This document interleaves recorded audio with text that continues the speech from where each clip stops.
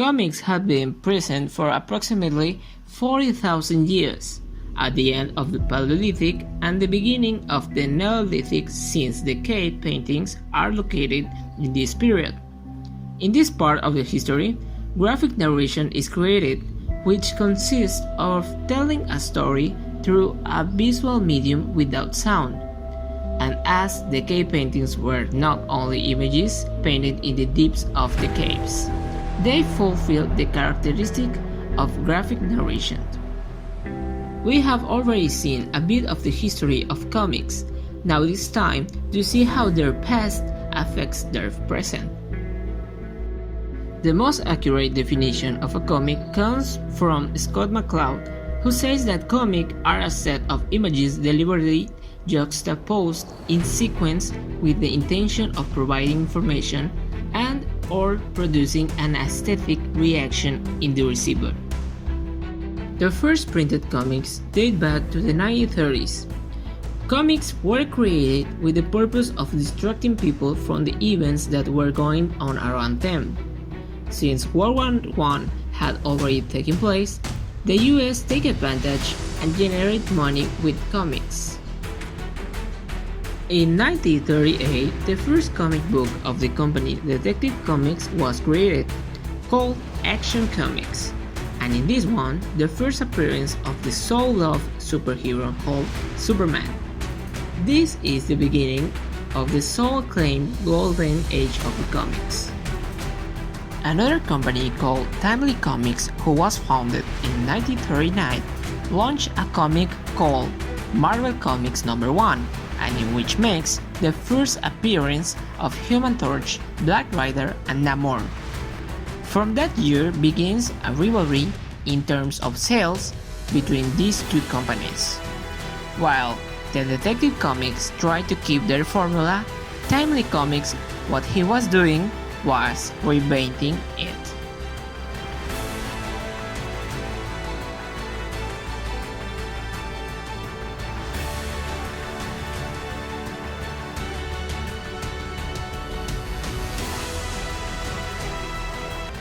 In the year 1941, in the middle of the Second World War, the world economy was again in the dust, because although there had already been a war, this time the war was of an impressive magnitude.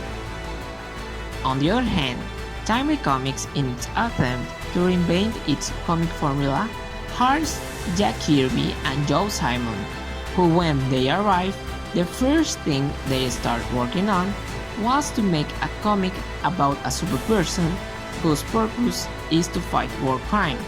So they start working on the idea and create Captain America, whose purpose is to fight against the Nazis.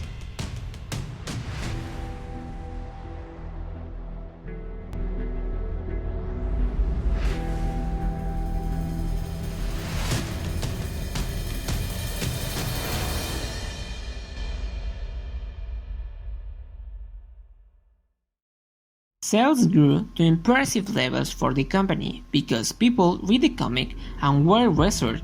On the other hand, the Detective Comics continued with the idea of superhumans capable of doing anything for the nation, so they created the character of Wonder Woman and Batman. Thanks to this, the people start calling superhumans as heroes.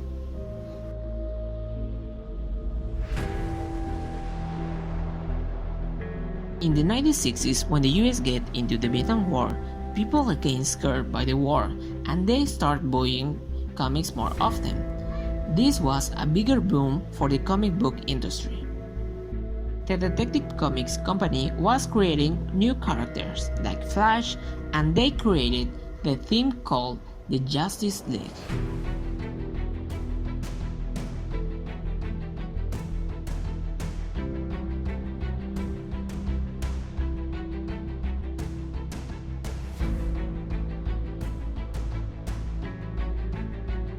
Timely Comics, seeing that sales started to decrease because of the competition, needed new ideas and stories to call the readers.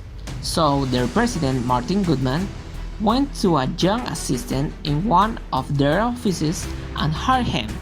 The young man's name was Stanley Martin Lieber. The young man wanted to create new stories, so he met with the chief illustrator to create the Fantastic Four, Hulk, Thor, Iron Man, X-Men, among many others.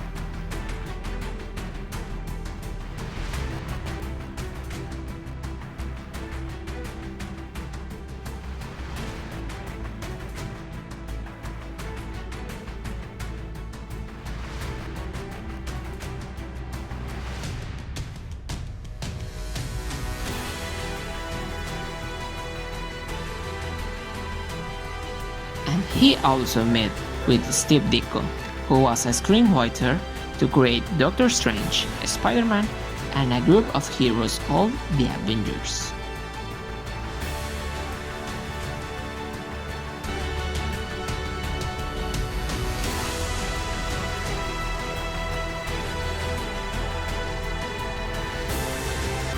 The young man who would now be called Stan Lee made the name of Timely Comics rise quickly in popularity.